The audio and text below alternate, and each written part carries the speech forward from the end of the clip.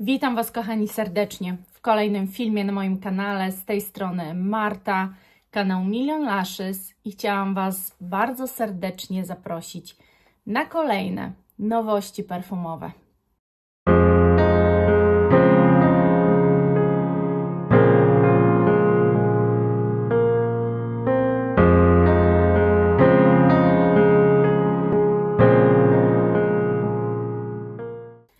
Dobrze, słuchajcie. Nowości dzisiejsze zaczniemy od Toma Forda. Nowość numer 1, ponieważ są informacje o dwóch jego nowościach. Nowość numer 1 to jest Soleil Neige Parfum. To jest Tom Ford z tej serii, słuchajcie, z której ja mam Bitter Peach, Lost Cherry, Vanilla Sex, Electric Cherry, tam jest Neroli jeszcze i tak dalej. To są inne buteleczki. Dla mnie akurat ta linia w ogóle ma najładniejsze buteleczki. O tym zapachu mówi się, że jest to zapach słońca i to jest wypust drugi zapachu o nazwie Soleil Neige. Pierwsza wersja pochodzi z 2017 roku, a teraz jest po prostu intensywniejsza wersja tamtego zapachu, z tym, że różnica między tamtym a tym wypustem jest taka, że tutaj dodatkowo jest kwiat pomarańczy, który niby jeszcze mocniej podbija ten zapach w kierunku odczuwalnego zapachu słońca. Skład, jeżeli nie wiecie w ogóle, jaki jest skład zapachowy tej pierwszej, pierwotnej wersji, to jest to nasiona marchwi, bergamotka, mandarynka, kwiat pomarańczy właśnie, którego nie ma w tej pierwszej, jaśmin, róża turecka, bursztyn, wanilia i nuty drzewne. Jest to cała też kolekcja Private Blend. W skład tej kolekcji wchodzą wypusty udoskonalone zapachów, które ta marka już ma. Kompozycje, które weszły do tej kolekcji, to Black Lacquer, Oud Wood Parfum, Neroli Portofino Parfum, to o tym Wam mówiłam też w nowościach, i Amber Intrigue. To są po prostu takie mocarne wersje danych nut zapachowych. Także tutaj to nie jest jakaś straszna może nowość, ale jeżeli ktoś lubi tę podstawową wersję, to myślę, że z tą wersją też się raczej polubi. Już tylko zerkam i mówię Wam, ona występuje w 50 ml i jest póki co ten zapach dostępny na stronie Toma Forda. A w październiku, pod koniec dopiero października, trafi do takiej ogólnej sprzedaży. Na razie możemy ją tylko na stronie Toma Forda dostać, znaczy ten zapach. Teraz nowinka z marki L'Occitane i to jest marka, którą ja kojarzę, nie wiem jak Wy, ale z jakimiś takimi olejkami pielęgnacyjnymi. Jakoś nie kojarzy mi się za bardzo zapachowo i nie ciągnie mnie też, żeby tę markę w ten sposób poznawać. Oczywiście marka jest francuska, ale wydali zapach Provence Glaçine i to jest kwiatowa kompozycja. Totalnie wydaje mi się, że może być nie moim vibe'em, bo bardzo dziwne tu są składniki typu jakiś głuk, jakieś koniczyna prowansalska, jakiś wrotycz pospolity, co najmniej dziwne. Wydaje mi się, że ten zapach, słuchajcie, nie pachnie wyrafinowanie, a raczej mocno vintage'owo. Nie wiem, tak mi się kojarzy ta kompozycja. Jest opisywana jako kwiatowy i eteryczny zapach inspirowany delikatnym i lekko ostrym zapachem wisterii. Widzicie, moim zdaniem to trochę będzie vintage. Znajdują się tu bergamotka, akord limonki kawiorowej, frezja, wisteria, biała piwonia, gruszka nashi, drewno cedrowe, białe piżmo. Nie ma tu tych nut, które Wam podałam wcześniej, głuk i tak dalej, ale marka twierdzi, że to tam jest, więc ciężko jest mi powiedzieć. On jest niby świeży, kwiatowy, delikatny, ale wydaje mi się, że bardziej vintage'owy, wyszedł już w 50 ml. No i co? I można go kupić, jeżeli znacie, to bardzo chętnie posłucham, jeżeli macie jakieś zapachy, jak jest z trwałością i co to za jakość tych zapachów jest. Marka, o której teraz powiem, która wypuściła nowy zapach, jest to marka modowa włoska, Costume National, i to jest marka, które na rynku jest modowym bardzo długo, od 1986 roku, z tego co pamiętam, ale na rynku perfumowym już nie. I wypust ich jest czymś trochę dziwnym jak na jesień, chociaż to jest marka włoska, więc tam wygląda jesień inaczej niż u nas. Może nie jest to jednak takie dziwne. W każdym razie zapach oceaniczny, see-through. To jest, słuchajcie, ten zapach tworzyła perfumiarz Céline Barel. I dlaczego o tym wspominam? Dlatego, że to jest pani, która tworzy, słuchajcie, markę Zoologist Parfum. I ja ostatnio się troszeczkę tą marką zainteresowałam a propos grupy, do której należy na Facebooku. I tam po prostu jak świeże bułeczki, jak ktoś ma taki zapach, to jak świeże bułeczki się rozchodzą, co mnie niezwykle intryguje. Dlaczego? Więc dlatego Wam wspominam, że ta pani no, musi być nieziemska, skoro tworzy tak naprawdę zapachy. Jeszcze Squid, ale ja Squida nie znam, a Zoologist jest już mi bliższe, chociażby przez tą grupę. Zresztą na Vinted obserwowałam kilka zapachów, słuchajcie, i specjalnie zaobserwowałam, żeby zobaczyć, jak szybko pójdą. Od momentu, słuchajcie, wystawienia poszły, nie wiem, maksymalnie 2 godziny. Wszystkie zapachy, które ja polubiłam ich z 6 i wszystkie zostały sprzedane. Coś w tej marce musi być takiego. Także dlatego Wam o tym opowiadam. Natomiast generalnie zapach składa się z grejpfruta, gorzkiej pomarańczy, cytryny, akord słonej wody, który ma no, powodować, że będziemy wyczuwać jakiś tam jodowy akcent. Cyprys, neroli, szary bursztyn, benzoes i mech dębowy. No i ma to być bardzo mocno właśnie taki morski, oceaniczny zapach, czyli według mnie mega świeży, ale wiecie co? Nie wiem, czy on nie idzie bardziej w męską stronę. Nie jest w ogóle opisywany jako męski, damski, ale jakoś takie mam poczucie, że on może tak fajniej brzmieć na facetach niż na dziewczynach. Na pewno nic dla mnie, ja nie jestem zainteresowana. Marka, której kompletnie nie znam. Jeżeli Wy coś o tej marce wiecie, to podzielcie się swoją wiedzą z nami wszystkimi. Fragonard i to jest Belle d'Amour. To nie jest pierwszy zapach z tej serii. Mają już Belle, bo właśnie jest ten Belle d'Amour i jest jeszcze Belle Orange. I ja nie wiem, co myśleć o tym zapachu. Szczerze powiedziawszy, ta cała kolekcja nazywa się Des Fleurs du Parfum i generalnie jest to woda toaletowa. Nie wiem, jest to niby opisywane jako coś pikantnego, ale też coś słodkiego. Ja się w tym po prostu gubię. Dla mnie nie wygląda to zbyt ciekawie i interesująco. W ogóle ani opis, ani nuty zapachowe mnie nie porwały. Jest tu bergamotka, czarna porzeczka, dżingiel, jaśmin, róża, nagietek, wanilia, cedr, bursztyn. I jest to woda toaletowa, więc już w ogóle. Ja już się skusiłam na jedną wodę toaletową właśnie z nowości, z ostatnich nowości, czyli Guerlain, i nie jestem zadowolona. Ponoć jest też jakieś mydło i krem do rąk o tym samym zapachu. Nie wiem, nie znam marki i nie chcę już też za bardzo w nią wnikać, ale jeżeli Wy znacie i może tę linię też lubicie, to informuję Was, że nadszedł już tak naprawdę nowy zapach z tej linii.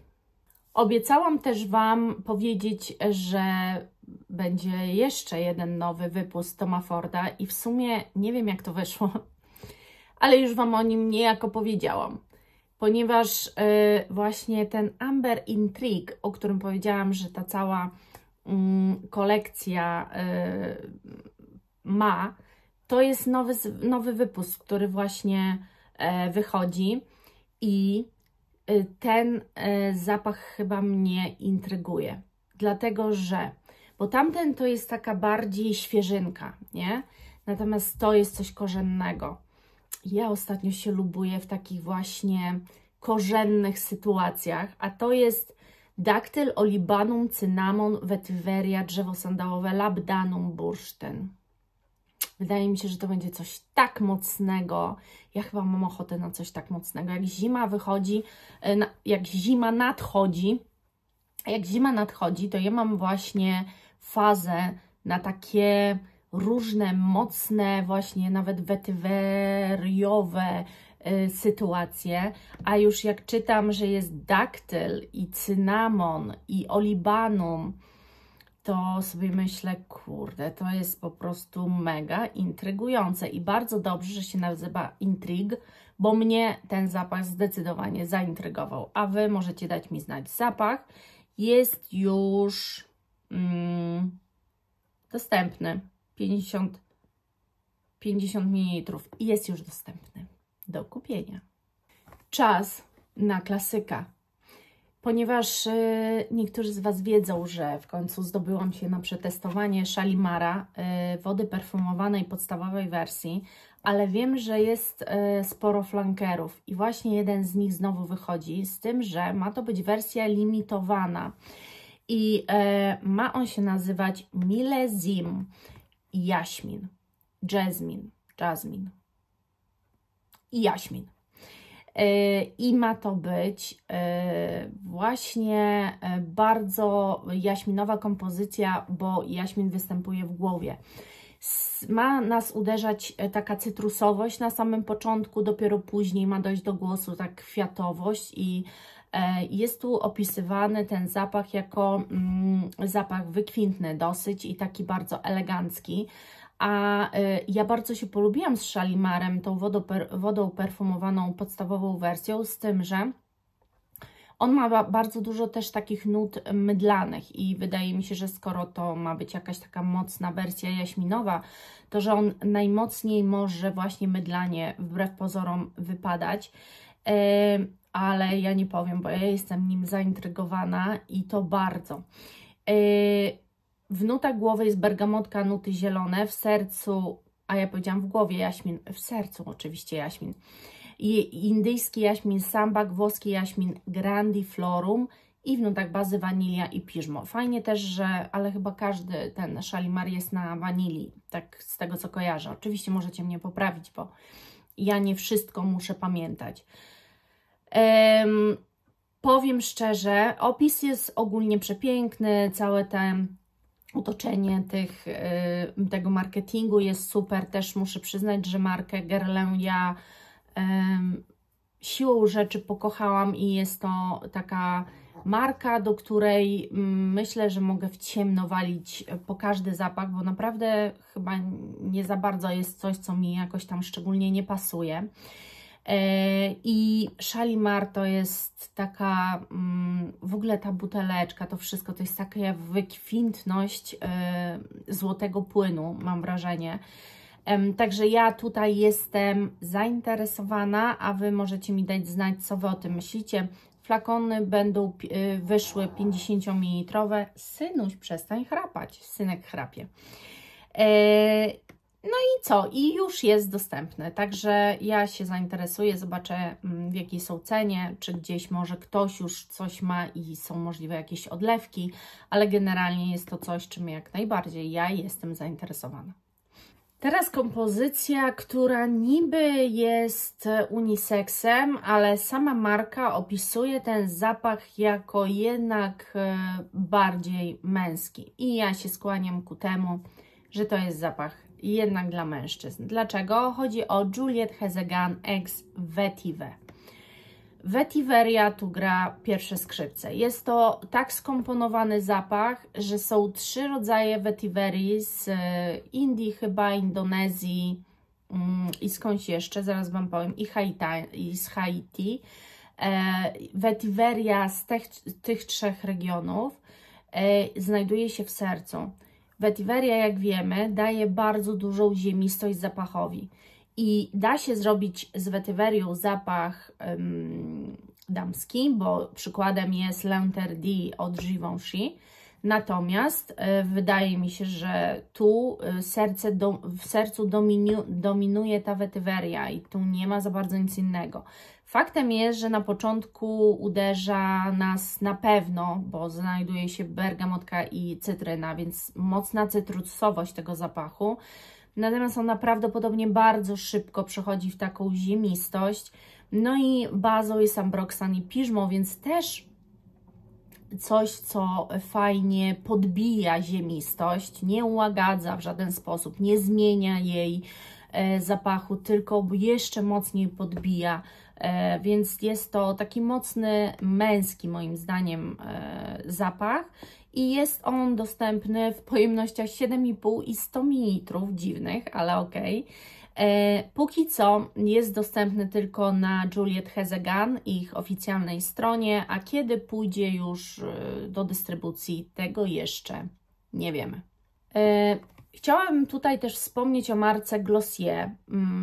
Możecie markę kojarzyć z kosmetykami, z błyszczykami, z jakimiś olejkami do ust, ale ta marka też robi perfumy i to nie od niedawna, tylko ma jakiś już swój fajny dorobek i jest to marka, która też, jeżeli ktoś się interesuje zapachami i szuka czegoś wyjątkowego, to jest to też marka, która cieszy się ogromnym powodzeniem u takich zaawansowanych zapachoholikach. I ta marka wypuszcza w sumie chyba 3 zapachy, ale ja Wam powiem tylko o 2, bo o trzecim nie znalazłam informacji.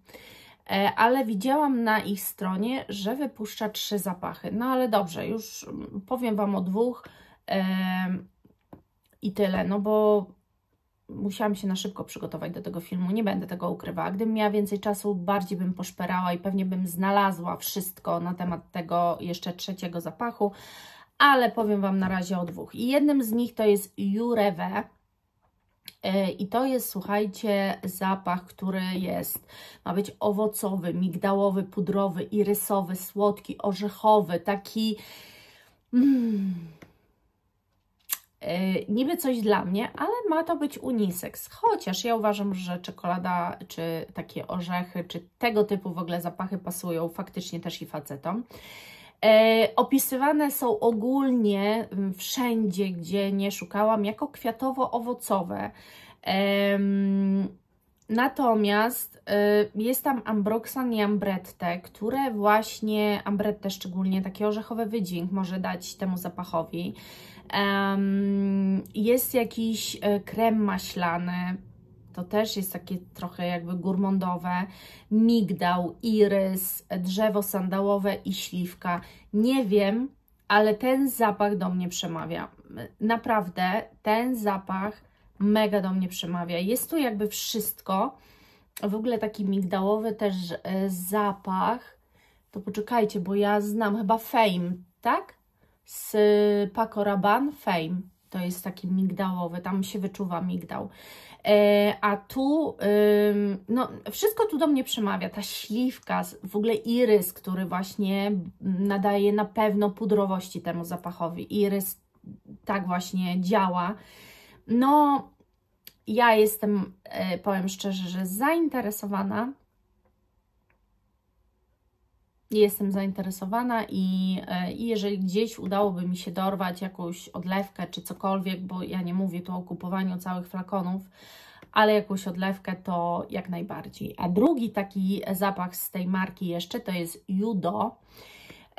Jest jeszcze niby Ju właśnie chyba, ale wszystkie informacje, jakie o Ju znalazłam, to się okazuje, że z 2017 roku. Coś jest tu nie tak, więc wolę Wam nie podawać, niż wprowadzać Was w błąd. Ale Judo na 100% to jest zapach wypuszczany teraz. Jest opisywany też jako taki ciepły, korzenny, trochę cytrusowy, kwiatowo-drzewno-piżmowy i w skład wchodzi fiołek, serce, gwajakowiec lekarski, kadzidło mirra i baza Ambroxan Ambrette. Baza taka sama jak w tym glossie Jureve, ale tu jest bardzo, podejrzewam, mocno i kadzidlanie, bo w sercu właśnie jest kadzidło i mirra. To nie jest już nic dla mnie. Ja już wiem, że to będzie cmentarnie, to będzie kościelnie wybrzmiewało i to absolutnie to nie jest nic dla mnie. No nie, no jakby takie zapachy, ja nie jestem jeszcze na nie gotowa. Ja jestem, słuchajcie, dopiero na takiej, mam wrażenie, ciągle początku swojej podróży zapachowej i jeszcze długa droga przede mną, żeby zrozumieć w ogóle takie właśnie kadzidlane mocno zapachy. Nie mówię, że nie jest to możliwe, bo się bardzo zmienia mój gust, ale jednak. I jeszcze jedna nowinka perfumowa, o której chciałabym Wam powiedzieć. I to jest taka naprawdę nowinka z ostatniej chwili, a chodzi o Bottegę Venetę i ich taką totalnie inną linię zapachową.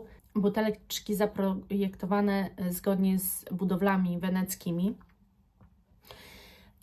I wydaje 5 zapachów, tych właśnie dziwnych buteleczkach, bo generalnie jak Bottega Veneta to nam się kojarzy z tymi takimi półokrągłymi, płaskimi koreczek, bardzo proste buteleczki.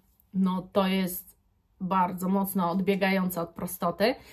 I pierwszy zapach, o którym Wam powiem, to jest Déjà Minuit i to jest zapach korzenny, to jest zapach bursztynowy, to jest zapach niby dla kobiety i mężczyzny, no ale to oczywiście to jest zawsze bardzo indywidualna sprawa, jak odbieramy zapach. I tak, jeżeli chodzi o nuty, które tu się zawierają, jest to kardamon, cynamon, cytryna, w sercu kwiat pomarańczy, geranium, jaśmin i w bazie wanilia, bourbon, patchoula i wetyweria. I wiecie co? One są opisywane jako bursztynowe, ale bursztynu tu nie ma. W każdym razie wydaje mi się, że to jest właśnie też coś takiego jak ten Glossier, że niby z jednej strony może jakaś taka świeżość, ale z drugiej właśnie korzenność i taka słodsza odsłona tego zapachu może się okazać. Nie wiem czemu, ale zaintrygowały mnie bardzo. Jak wiemy, Bottega Veneta robi strasznie mocarne zapachy i bardzo dobrej jakości, więc i też bardzo drogie. Drugi zapach to jest Come With Me i to jest zapach kwiatowo-drzewno-piżmowy. I jeżeli chodzi o nuty, to jest tu karczok, bergamotka, nasiona marchwi, drzewo cebrowe, jaśmin, masło, irys, wanilia, bourbon, skóra, wetyweria. O, tu jest skóra w bazie. No, też mogą być bardzo ciekawe, słuchajcie, i karczoch. Słyszałam kiedyś, że perfumy z karczochem to są jedne z najciekawszych zapachów, jakie można stworzyć, bo on dodaje tajemniczości i też powoduje, że zapach bardzo się wbrew pozorom zmienia. Jestem tego bardzo ciekawa. Dobrze, trzecia wersja, może i tak, trzeci zapach wchodzący w tę kolekcję to jest Colpo di Sole. Jest to orientalno-kwiatowy zapach z nutami bergamotki, dzięgiel, kwiat pomarańczy, osmanthus, ambrette, wanilia, bourbon, wetyweria, piżmo. One wszystkie mają prawie taką samą bazę, ale bardzo mocno się różnią między sobą nutami głowy i serca.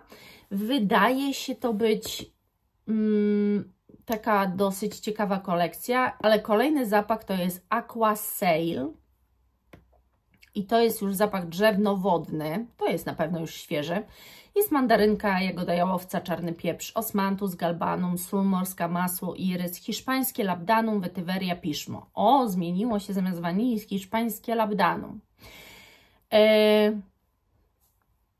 Nie wiem, tu już naprawdę nie wiem. Świeżynka, wszystko trzeba by było powąchać, słuchajcie. To wszystko jest dostępne generalnie, tylko że na stronie Bottega Veneta. I następny, ostatni już zapach z tej całej linii to jest Alchemy. I to jest zapach opisywany jako drzewno-przyprawowy. I to jest tak, mandarynka, różowy pieprz, gałka muszkatołowa, labdanum, skóra, mirra, drzewo sandałowe, wetyweria.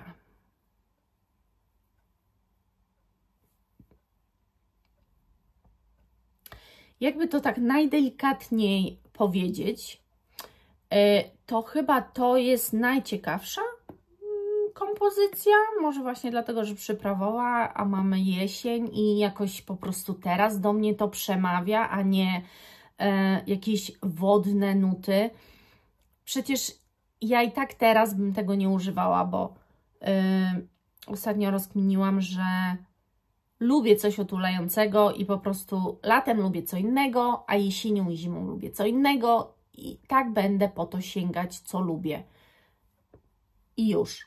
No i takie nuty, jeżeli coś jest przyprawowe, do mnie przemawia. Jeżeli coś jest skórzane, też do mnie teraz już przemawia. Już tak się skóry nie boję dzięki Genemet, ale każdej z tych kompozycji, słuchajcie, trzeba po prostu spróbować. Bez tego raczej się nie obędzie. Czyli podsumujmy sobie, najbardziej mnie zaintrygował Tom Ford i ta Ambra Intrigue właśnie oraz Guerlain Shalimar Melisme Jasmine, Jureves Glossier oraz chyba te Alchemie Bottega Veneta oraz Déjà Minuit. Bo to też taki korzenny w sumie opisywany zapach, więc trochę tego jest, jak na dzisiejsze nowości. Ja za dzisiaj serdecznie Wam dziękuję. Mam nadzieję, że fajnie ze mną spędziliście ten czas i dziękuję serdecznie. Do zobaczenia, kochani. Pa!